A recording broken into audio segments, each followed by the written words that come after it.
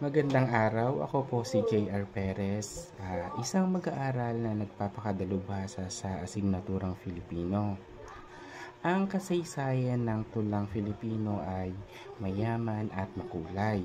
Sa pamamagitan ng pag-aaral ng tulang Filipino, maaari nating matutunan ang mga aral at makatulong sa ating sarili.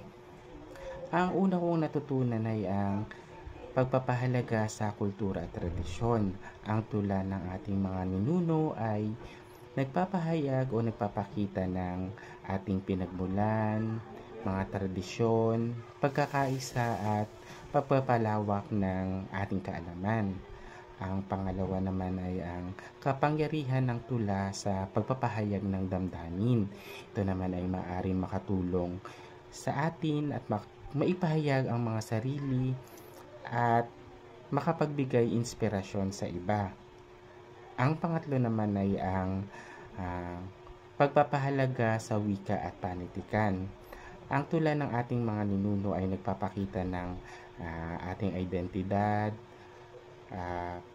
pagkakaisa, at ito ay nagpapakita ng pagmamahal sa ating wika at panitikan at patuloy na pagkakaisa bilang bansa.